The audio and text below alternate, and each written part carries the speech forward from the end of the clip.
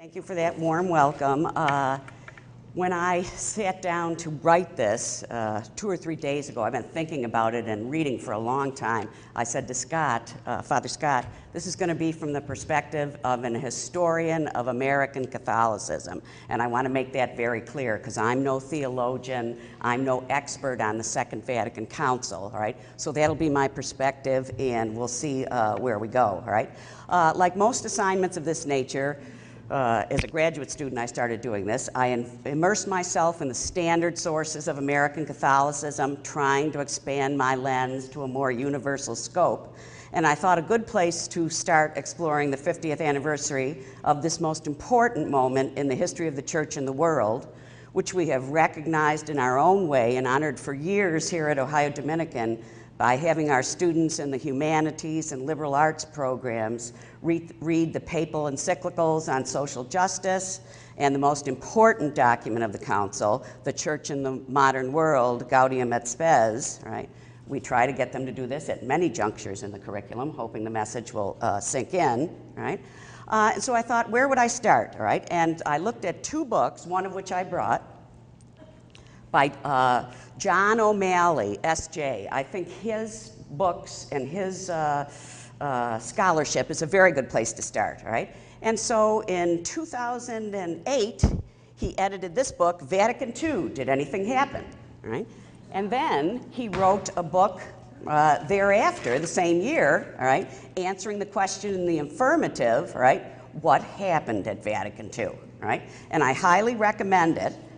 And from the outset, OMalley argues that the Second Vatican Council was, quote, the most important religious event of the 20th century. Quite possibly the biggest meeting in the history of the world. Some people have questioned that, all right? But he and many of the reviewers have said something along the lines of whether or not Vatican II was the world's biggest meeting, it certainly had huge consequences. Catholics the world over began to worship actively in their own languages with a new emphasis on Scripture. The Church affirmed religious liberty, condemned anti-Semitism, highlighted common ground with other Christians, recognized godly elements in non-Christian religions, and generally abandoned a centuries-old embattled stance toward modernity for one emphasizing dialogue and shared struggles for human dignity. Reorientation was one of the spirits of the Council, and there are many, new language, tones, and themes, right? In keeping with some of the other assessments, one recommended by Father Scott to all of us speakers, and I won't drop this one on the floor, keys to the Council. These authors argue that the Second Vatican Council was the most important event in Roman Catholic history since the Protestant Reformation, all right? So we all know we're dealing with an important topic today, all right? And some of the basic facts, which you can look up in any encyclopedia or any primer on this subject, right? It was the 21st Ecumenical or General Council of the Church, right? Sister Maddie mentioned at the beginning 4 sessions from 1962 to 1965. 2,600 bishops from all over the world were invited, including theologians and experts, right? Over 3,000 participants. Lay people, including some women, were invited for the first time. It was the most ecumenical council in history and the first to be covered widely by the press and to take advantage of 20th century technology. The preparation itself was most extensive. 11 commissions, 70 documents or schemata, and eventually the fruit of the council produced 16 historic documents. John the 23rd died in the midst of the council in June of 1963 to be replaced by Pope Paul VI. A lot of scholars say, you know, things may have changed a little bit as a result of that, right? Unique in its stated purpose, the Second Vatican Council was called not to combat heresy or deal with a serious threat to the unity of the Church. Instead, the Council's goal was to eradicate the seeds of discord and promote peace and the unity of all mankind, right? The fact that these documents were addressed not just to Catholics, right? Catholics the world over, but to people, in many of them, people of goodwill, signals an important shift, all right? Among the major issues are liturgical changes, ecumenism and the emphasis on dialogue, an expanded role of the laity in the Catholic Church, collegiality. Several things I read said one thing about Pope John the 23rd is he had great faith in the bishops, right? And from what we know, he was quite pleased with the results at the beginning, right? As long as he lasted, right? The question or the issue I want to focus on from the perspective of an American historian is religious liberty and freedom, all right? I think that's most germane, all right? Earlier this year, at one of the many conferences all over the country, if you pick up America or Commonweal, you'll see advertisements for this conference, this colloquium, this forum on Vatican II. So it's very pleasing to me and my colleagues that we're having one right here at Ohio Dominican. But I traveled up the road in May, I think, to Walsh University in North Canton, Ohio, and presented a paper on Bishop Sheen's performance at the council, all right? Sheen is who I know best, all right? As a missionary, he would be appointed one of the first post-Vatican II bishops in Rochester, New York, and I characterized his tenure there as 3 years of sound and fury, all right? Swirls of controversy around his very short reign there. And that theme of controversy and interpretation is one I think that follows in this past 50 years. What is the meaning of Vatican II? And there's been a lot of discussion on this. The keynote speaker at Walsh University was Peter Steinfels, who has written a great deal on the history and context of the council, was invited here several years ago by Sister Catherine Colby to speak at Ohio Dominican. He was a columnist for the New York Times Belief section, a book reviewer, and the author of A People Adrift, The Crisis of the Roman Catholic Church in America. Right? And part of his thesis is that the crisis may have been started, right, by the Second Vatican Council and the many changes, and we're still dealing with the ripple effects of the Second Vatican Council today. They continue to reverberate across the landscape of American Catholicism.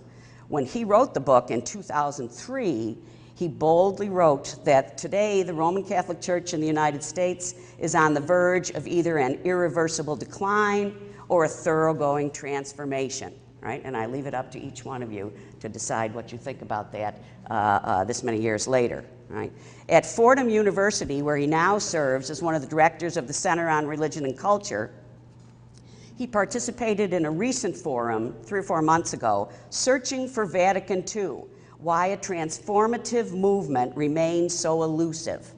Right? So all of these disclaimers I'm giving you, I don't have the final word, we're still trying to figure it out, right? I will do the best I can, but I won't be able to answer all of our questions, right? And Steinfels made a case for the lessons of Vatican II continuing to reverberate today, another common theme, and that the key to understanding the Council was to think about it as a text, right? There is no replacement for starting to study this without reading in the texts themselves. That's the best place to begin, and then look at some of the interpretations and draw your own conclusions. Did the Vatican Council, Second Vatican Council, represent continuity or discontinuity within the Catholic tradition? Right? In some respects, it depends who you talk to. The two major themes, one which I heard about for years, but I think it has to be balanced with the other, is the theme of aggiornamento, updating the church, the need for updating the church in the 20th century. The other theme that corresponds to that is, and I'm not an expert on the pronunciation of French, ressourcement, all right? Going back to the sources. So I think that if you look at Pope John the 23rd's intention, yes, it was to update the church, right? To open the windows of the church to the modern world, but also to go back to the sources and refresh them, all right? So, like a good historian, as I try to be, I'd like to explore some of these connections today and conduct our own search for whatever significance or meaning we can find. When I sat down to start this, I thought before looking at any of my sources, I tried to come up with my own idea and then see what I can find, right? I found, or I thought I'd touch on three major themes. The person or personality of Pope John the 23rd, right? Was he, instrumental? Obviously, he called it, right? And second part, or the second point I want to make, a keen sense of timing, right? The person and the timing together to capture the right moment for this historic event, the 1960s. He announced it in 1959, but it took place in the 1960s. And then this is just my own contribution, because I found a lot of these themes underscored by what I began to read. Perhaps I was influenced by what I read years ago, all right?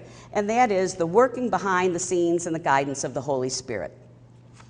So if we look at it from this perspective, the best place to begin, I think, as a historian, is his decision to call the council, his solemn convocation of human salvation, delivered on Christmas Day in 1961, and his opening address on October 11th, 1962.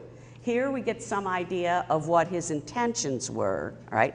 What was realized might not be exactly what he had in mind, but again, he had faith in the bishops.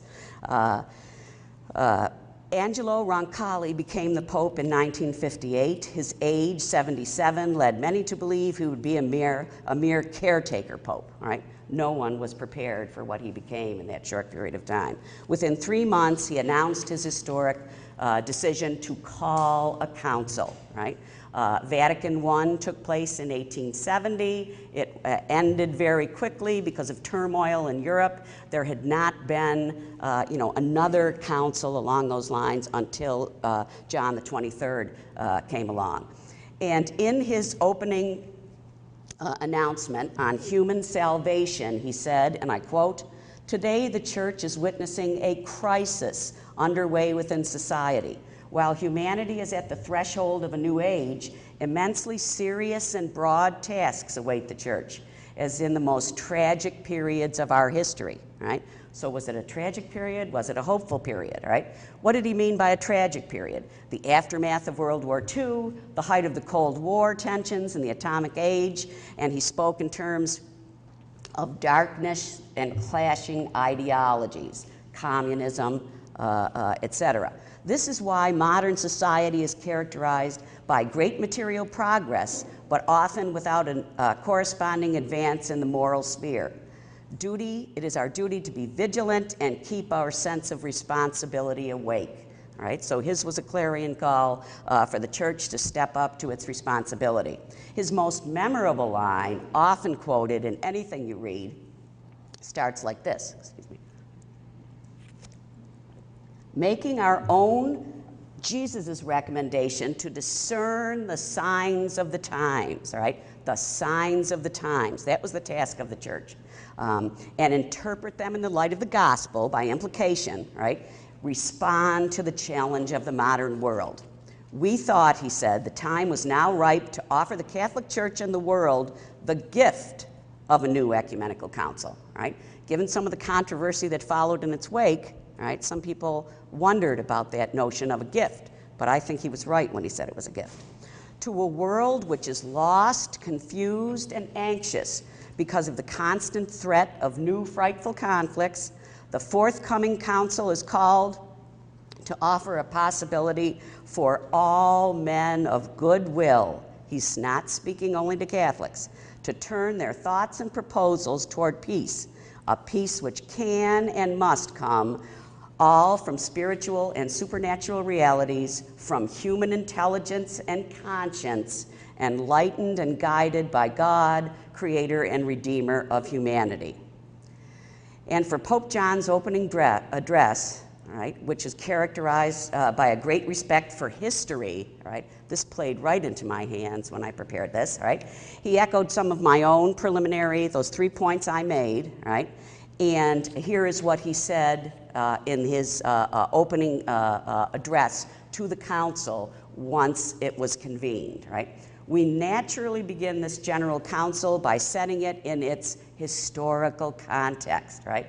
A good appreciation of history. The voice of the past is both spirited and heartening, right? A great promo for the history major, all right? The decision came to us in a sudden flash of inspiration, he said, right? And again, some of the scholars have said, I mean, he didn't know he was going to be named Pope, and others thought he wouldn't do much because he was so old and he was a caretaker. But there are indications that he had been thinking about this for a long time, all right? But a sudden flash of inspiration was how he characterized it.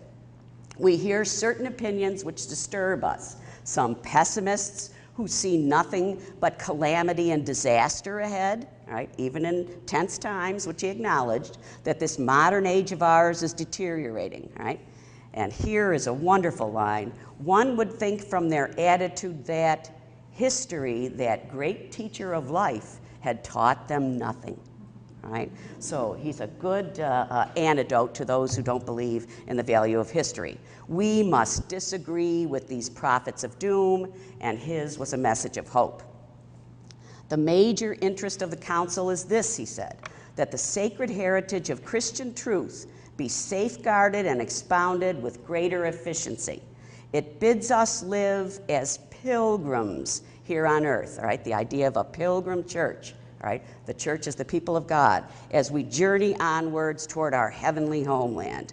The task for the church at this time, then, is seeking the kingdom of God, keeping up to date, aggiornamento, with the changing conditions of the modern world, opening up new avenues for the Catholic apostolate, guarding the treasure of the church's doctrine, and transmitting the truth fearlessly, right? When you stop and read his own words, very inspirational. What is needed is a new enthusiasm, a new joy, all very positive. A new day is dawning, right? And he spoke in terms of the universality and unity of the Christian and human family, so Catholics reaching out, blazing a trail, right? And concluded this opening address with words along the lines of looking at the church as a loving mother, extending the frontiers of Christian love, the most powerful means of eradicating the seeds of discord, the most effective means of promoting concord, peace with justice, and universal brotherhood, all right? So again, a very positive, uplifting stage, he said at the very beginning. Great expectations, then, were raised as a result of Pope John's clarion call. This atmosphere of hope, right, but some other people within the church and without a few reservations, is applicable to both the event itself, the announcement, what does the Pope have in mind, what will it be like, and the reception or reaction and continuing work of reform for the past 50 years, along with how the council has been interpreted. We won't come away today with any surefire answers and easy understanding of the council today. I leave it to my colleagues who will follow with the next 7 addresses to find some of those answers maybe. For the task is marked by complexity in both analyzing the sources and some of the disagreements, different interpretations, and dissension that followed thereafter. When the council came to a close, the apparent agreement, right, and not a lot of people until the story was written, right, were aware of some of the struggles, all right, the fights going on behind the scenes. And generally, I think the historical interpretation of this shows that, you know, the unity was there in some sense, and that maybe it began to unravel, but there wasn't an entire, unified structure at the beginning. The unity gave way to divisions. In the lexicon of the history of American Catholicism, it's often too easy to say the liberals versus the conservatives, all right? A better way of looking at it, perhaps for our purposes, might be the progressives, all right, the liberal side, versus the traditionalists, all right. Joseph Kamanchak, who's written a good deal about Vatican II as well, I recommend him highly, said that there should also be, a third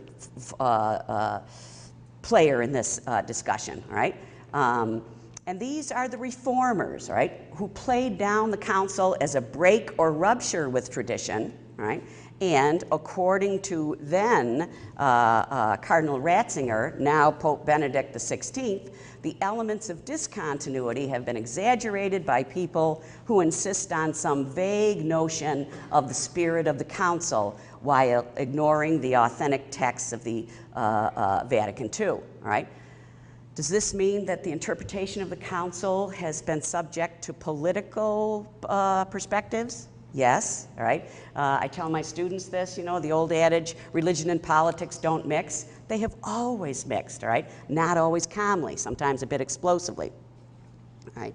But the progressives obviously thought the council was a good thing, right? The long overdue accommodation of Catholicism to the modern world. The traditionalists had a more negative, jaded view. The capitulation of Catholicism to principles and movements it had rightly resisted for 150 years, right? And we can see some of this tension still being played out in our own communities. Different forms of worship, different attendees at councils, things of that nature, right? There was disappointment on the part of the liberals who had their hopes raised, can't please all the people all the time, that the reforms didn't go far enough, right? Weren't welcomed or implemented universally, and a denunciation on the part of some traditionalists that they went too far, all right? So not far enough, too far. In the words of Gary Wills, who wrote a wonderful book, in my opinion, right? Bare Ruined Choirs, right? It was a shock to the system of many old-time Catholics, all right? I remember my parents talking about it, all right? That the changeless church was indeed changing, all right? And losing its bearings, all right? It had broken loose of its moorings. An essential issue for the past 50 years in the continuing clash of narratives is, once again, where to strike the balance in the ongoing debate, right? My third little paperback book here, which I read while I was at that conference, Vatican II, The Battle for Meaning, right? So the implication here, it's a very good book, right? And it's not as, contentious as the title might indicate, right? The author here, Massimo Fagioli, professor of theology at the University of St. Thomas in St. Paul, Minnesota, all right, says this of the council, all right? Proof of the epoch-making council's central role in the church's path is that the lively debate is ongoing, all right? The fact that we still argue or debate these issues can be considered a healthy sign, right? He avoids the either or stark contrast perspective. Vatican II was a rupture, Vatican II should be read in continuity, acknowledging instead a paradigm shift which few would question. The Catholic Church, he said, hasn't been the same since Vatican II. And I think many people in this room would agree with that, right? At the dawn of the 21st century, we see a time of progress and regress, depending on perspectives, depending on the issues. Taking note that the aftermath of the council from 1965 to the present is a classic illustration of John OMalley's reference, and one that this professor of history uses in class on many occasions, the law of unintended consequences, right? Professor Fagioli notes that this event had consequences both within the church and beyond, right? Again, if you read some of the sources, ad intra, the inner life and history of the church, and ad extra, its mission to the world and relationship with other Christians and religions, all right? So the church is looking both within the church and outward simultaneously.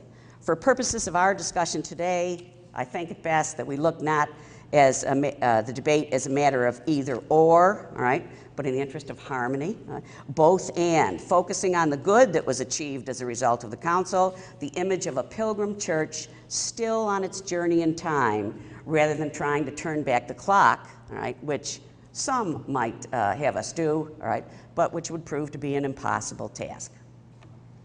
A heartening story, and I discussed this with Father Scott as I communicated with him through email, all right, as an American Catholic historian who has only about 20 minutes left, all right, or 18 minutes left, all right, what could I do to illustrate the American Catholic contribution, right? It's a heartening story of progress and redemption, and it can be told by exploring the seminal contribution of Father John Courtney Murray, S.J.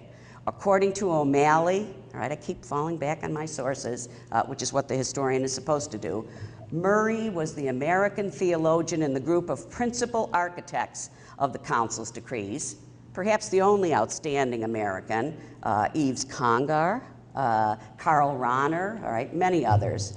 And as an American, his nation's experience, our experience as Americans, had been quite unique and unlike centuries of European history, with official religions dating from the time of the struggles or the conflict of the Protestant Reformation, established churches, the age of religious warfare that was a major theme in European history, right? The Catholic Church didn't have to deal with that type of baggage, I guess, from Europe, what many of the immigrants tried to avoid or were seeking to escape from, right?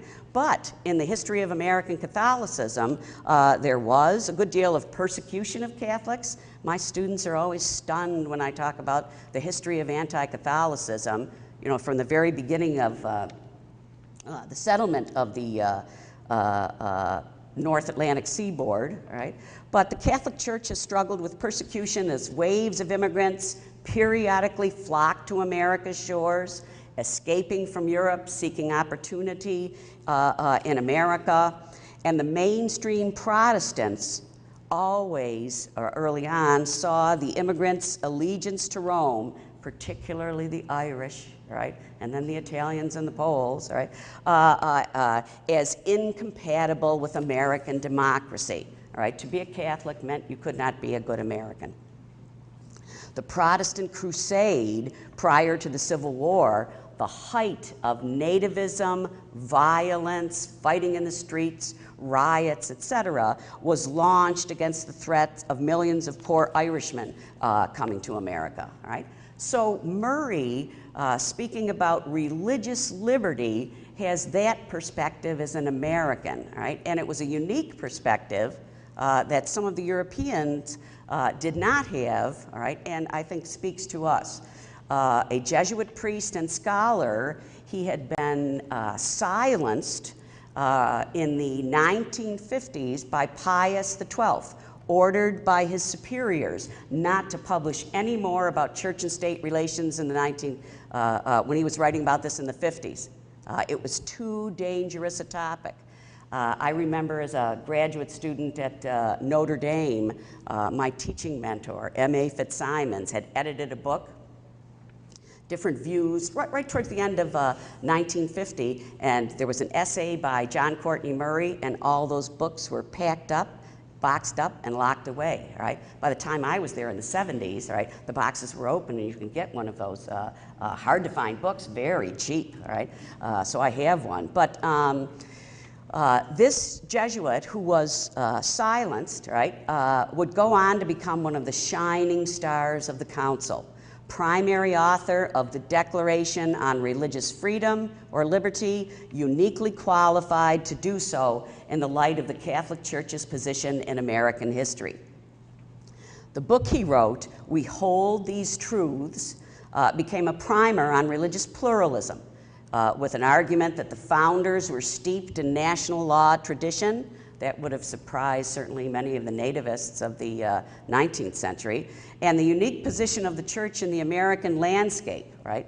And so the priest, the theologian, and the scholar who had been silenced, right, was soon, and ironically, he was taken to the council by Spellman, right?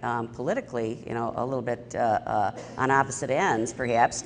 And he was granted the status of public intellectual and the cover of Time magazine, right? Now, Fulton Sheen made the cover of Time magazine too, but not many Catholics did. So that was a sign of the arrival, I think, of the American church from popular culture.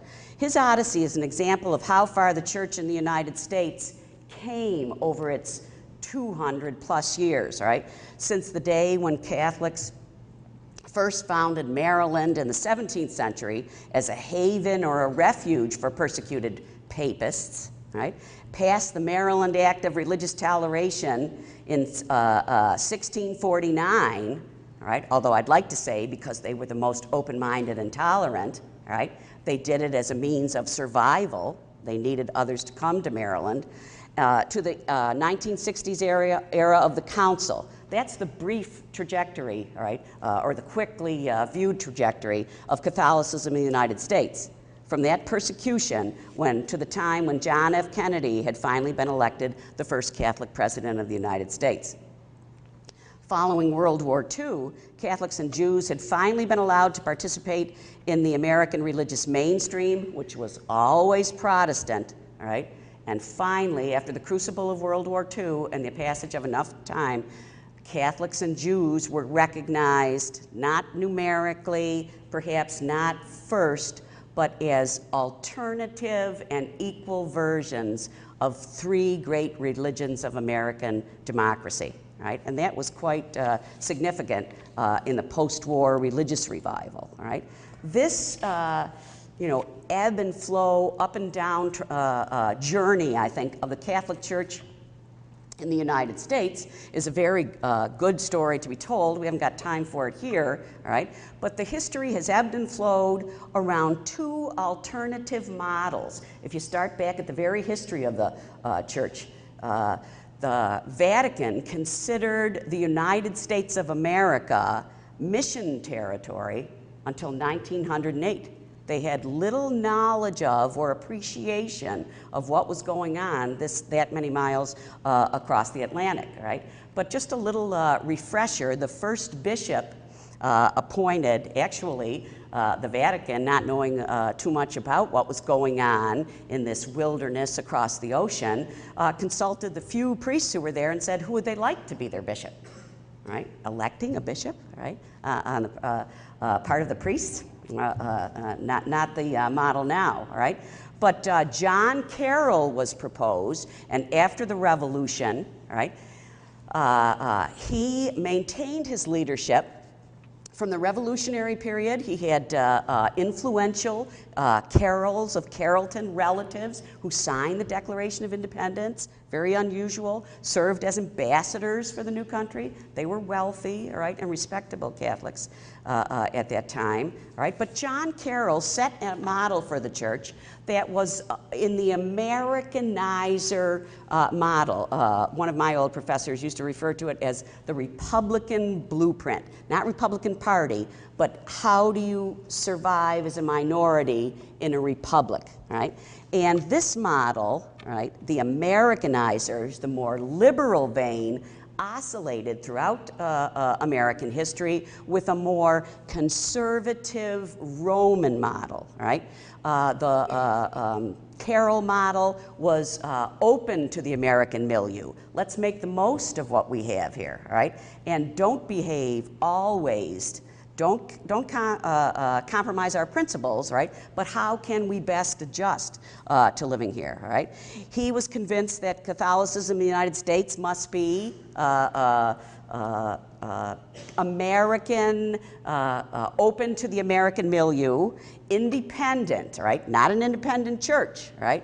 But given the fact that the Vatican didn't know too much about what was going on, they let them have a relatively long leash here, right? Open to pluralism and the beginnings, right? It's too early to speak in these terms, but the equivalent of a separation of church and state. Did John Carroll prefigure John Courtney Murray by 200 years, maybe, right? And based upon an apologetic that was both reasonable and intelligent, right? The Catholics had to prove themselves worthy of arguing and focusing and getting along in the public square, right? And this model was maintained until Carroll's death, and then with the influx of the Irish, John Hughes became the leader of the church, and to combat the violence and the hatred and the nativism, he produced a church that was more Roman in model and had a siege, build up the walls, defend the Catholic minority from the hostile majority, right? And those two models, I think, have ebbed and flowed over time in American history. If any of you have time to read or explore this, look at the story of the condemnation of the heresy of Americanism, all right, in 1895. Those who, Archbishop Ireland, the consecrated blizzard of the Midwest, who was interested in adjusting too much to the American milieu versus the conservatives, centered in New York mostly, right, were fighting for the control, right? Some would say battling for the soul of the church, battling for the power, if nothing else, all right? And both tried to influence the Vatican because there was this struggle, all right? It's a very good story. It would make a great docudrama on TNT or one of those. But eventually, the papacy, right, condemned Americanism as a heresy. Ireland was called in to account for some of his beliefs. He came out after an audience with the Pope, right, tears streaming down his face when his, secretary priest said, what's wrong, Archbishop Ireland, all right? Whoever questioned him asked, did I believe in the divinity of Christ, right? So had he been maligned by that, they questioned his basic Catholicism, all right? But because of this, the Americanists, those who wanted to adjust and move into the mainstream more, withdrew, right? In the universal church, the condemnation of modernism came not far after. So those who were more liberal went, kept a very low profile, all right? Some would say that that ebbing and flowing was waiting for someone like Pope John the 23rd to open up the windows, all right, and let the conversation begin again. By the 1960s then, the stage was set, right, and it coincided with the time when Kennedy was president, all right, great hope for the future, youthful vigor, things of that nature. Both Gary Wills and Andrew Greeley, in some of the very good history he wrote, even though he was a sociologist, wrote about his era in terms of the time of reform and the two Johns, all right? There was a coincidence or a serendipity or a parallelism between John Kennedy as the first Catholic president of the United States and Pope John the 23rd, a time of great hopeful expectation for change, both politically in the United States and theologically on the world stage. The unity and peace, as we all know, if we've studied history, gave way to division and disagreement. In the United States, war, assassination, a battle and contest over the meaning and legacy of the Vatican Council will follow, and some of that debate over the meaning continues to this day, right, which is why we're here talking about the 50th anniversary, right? So in this context, we look back at John Courtney Murray's achievement, a singular achievement as an American, as the chief author of the Declaration on Religious Freedom or Liberty, the most controversial and significant document of the entire council, according to one of my old professors. And Murray made a point of stating, right, to try and contextualize this, that the development of doctrine was the single most important issue over all the others, from the obvious church-state issue, the one he had been involved in, to drama behind the scenes over designating the Virgin Mary as Mother of the Church. right? OMalley wrote about that too. There was quite a bit of contention and debate. Debate is healthy, right? Murray's role was critical and indicative of, I think, Pope John the 23rd's thinking. In the same month that Murray was appointed to the Committee on Religious Liberty, right, the man who had been silenced, right, raised up by Cardinal Spellman, stranger things have happened, right? The Pope had published Pacem in Terris, right, Peace on Earth, his encyclical in which he spoke of the human right to worship God according to the dictates of an upright conscience. No government has the right to obstruct the project, limit the conscience, so long it does not infringe on the lives of others or hinder the common good, right? So some of this language from the American experiment begins to be heard in documents coming out of the church. According to the authoritative John OMalley, the Declaration on Religious Liberty is an exemplary Vatican II document, illustrating all three approaches to the past. A bold and radical ressourcement, going back to the sources, an example of updating, necessary updating, creative updating, aggiornamento, and as a development of or evolution of recent papal teaching. Murray should thus be considered a loyal and prophetic spirit who took liberties early on, waited for the right time or opportunity, and the spontaneous rising of grace at Vatican II. Waited for it to rise. And these prophetic voices throughout our history begin to act more freely and led their leaders to appreciate that the Spirit was being unstifled, right? And again, that's a political interpretation, but I like it, right?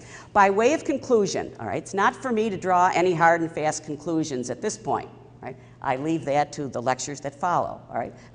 I generally think I can find some wisdom in the words of Bishop Sheen for any occasion, right? If I were not here today, I might be driving to Peoria to celebrate his venerable status with, you know, breakfast, dinner, mass, etc., right? But my obligation is to teach first, right? So I think more apropos to close us, or my comments today, because his name appeared repeatedly, and he's also a favorite of mine, I don't know as much about him as I do about Sheen, would be to focus on Cardinal Newman. All right, you can never go wrong with Newman, I think. Right, and so here are some thoughts of Cardinal Newman that I'll close with. All right, and then we will break. All right, and think if he can inspire us during the question and answer period, particularly inspire me to answer anything you might ask. Right, but Cardinal Newman, right, said of councils in general, there has scarcely been a council in the history of the church without great confusion afterwards. Right? So that's a comforting thought, right? In a higher world, it is otherwise, but here below is to change, and to be perfect is to have changed often, right? That's a good one as well. And then finally, this one, which I was not too familiar with before I started this research or this preparation, looking at history. Again, all right, the wisdom of looking at history. It would seem as if the church moved on to the perfect truth by various successive declarations, alternatives, and contrary directions, thus perfecting and completely supplying each other, all right, so that the debate is healthy, all right? Let us have a little faith in her, the church, I say. After the doctrine of papal infallibility, all right, 1870 in the Vatican I, where some of the American bishops who were there left the council so they wouldn't have to vote, right? This was very inopportune at that time in the American context, right? Newman said this after the First Vatican Council, right? Let us be patient. Let us have faith, and a new pope and a reassembled council may trim the boat, all right? So he couldn't have prefigured, obviously, John the 23rd, but I think it's a very good words of wisdom. Let us have faith, all right? Let us be patient, all right? But let us continue to explore these issues, and the journey of the Pilgrim Church in the world continues. Thank you.